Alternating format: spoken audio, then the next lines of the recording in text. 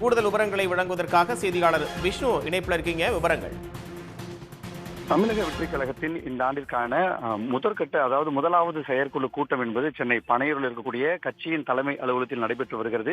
இறுதி செயற்குழு கூட்டம் என்பது 12 மணிக்கு தொடங்கிய நிலையில் கட்சியின் அடுத்த கட்ட நகர்வுகள் குறித்தும் தலைவர் அவர்களின் மாநில சுற்றுப்பயணம் குறித்தும் தொடர்ந்து ஆலோசனைகளும் முடிவுகளும் எடுக்கப்பட்டு வருகிறது. குறிப்பாக 2026 சட்டமன்ற தேர்தலில் முதல்வர் வேட்பாளர் கட்சியின் தலைவர் விஜய்தான் எனவும் இந்த செயற்குழு கூட்டத்தில் தற்பொழுது முடிவு என்பது எடுக்கப்பட்டிருக்கிறது.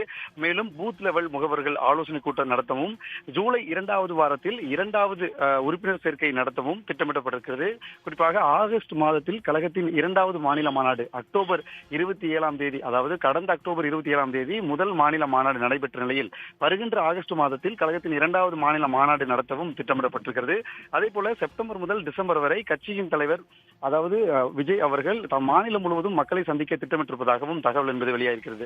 இந்த செயற்குழு கூட்டத்தில் மிக முக்கியமாக 2026 சட்டமன்ற தேர்தலில் முதல்வர் வேட்பாளராக கட்சியின் தலைவர் விஜய் அவர்களை செயற்குழு தேர்வு செய்துள்ளது.